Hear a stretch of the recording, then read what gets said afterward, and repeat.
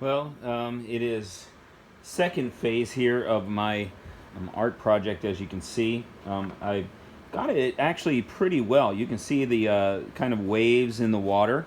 They're not too dark. Now, I had seen a couple that had sent me some, and one of the things that they had done was they had kind of made this really dark down here.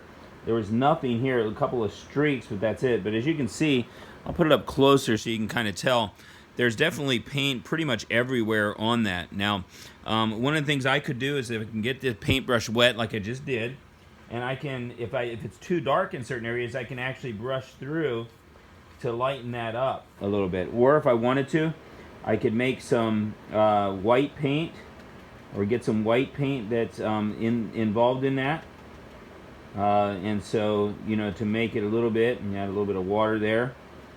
And so then I can take the white and I can go right over top of the blue. Of course, once I let that dry, that's going to be a little bit lighter, especially the more white I add to it. That's going to sort of blend in with the blue that's already there. But adding more water will help to spread that blue. So I wouldn't add any more paint if you've got a problem with it being really dark in one area. And again, you don't want to really soak it too much, but you want to kind of spread that blue in other places. But another thing you can do is, make sure that in your tray that it looks the right color. And of course, testing it like I did here would help. And then also by adding some white to it can help to make the color a little bit lighter. Now, one of the things I wanted to do was I wanted to, in mine, I'm going to add, and I've done this in the past, I'm going to add a little bit of sunshine to my picture. Now, the way to do that, I've got my water here I put here. I'm going to add some orange to that.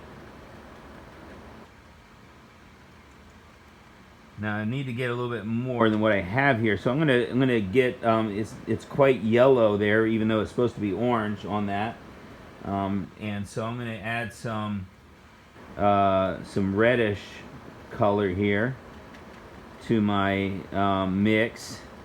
And it's hard to see, but it is getting a little bit darker, and of course water paints, they need water to be able to work. And one of the things I didn't do that I probably could have helped me a little bit was to change my water to some fresh water. And so I'm going to test it, and I'm going to put a little bit of a sunspot there, just kind of make it right in the middle. Now, it's not quite dark enough for me, so what I'm going to do is I'm going to go ahead and change out my water a little bit for this one. I'm going to throw it outside.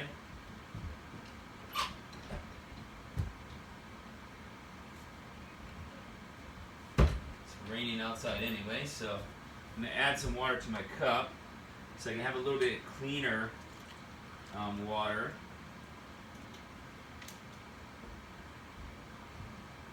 And so adding that to my cup, you can see it's looking pretty good actually. It's not too bad, but I'm gonna get it a little bit darker. So I'm gonna add a little bit more of the red or orangish here. I'm going to add a good bit of it just to make it a lot darker than what it was. I may have put a little bit too much water in the tray. So what I can do is I can pull some of the water out here on the side. Then as I add, I just add to that area to make the paint a little bit thicker there. All right, now I'm going to go ahead back here and I'm going to add to that coloring. Now the one thing that I could use also is my other brush, because it's a little bit larger. The other brush I had is a little bit larger, so to make it rounded makes it a little bit more difficult. So I'm going to try to spread out my color of the orange for the sun. Now Elijah did when he sent me his, and it was just absolutely beautiful. He did the one on the back here, that one right there. He actually did that on his as his entire color. I'm not doing that here. What I'm going to do though, I'm going to add a different um, different paint here and add a different tone to it. So when you add orange and blue together, you sort of get a somewhat of a greenish streak. But I'm gonna kind of add. Let's see. I'll add some blue to the orange here. And you can see it turned a little bit green. And what I'm going to do is I'm going to sort of add a little bit of a streak here. Not for the purpose of leaving it like that. What I'm going to do is I'm going to sort of make it so that I'm going to blend it here in a moment, that particular color. So again, I had the orange in here. I'm going to add some water there. Add some more of the orange. And then again, the blue. And that gives me a nice tone there. Now what I'm going to do, I got that color mixed well.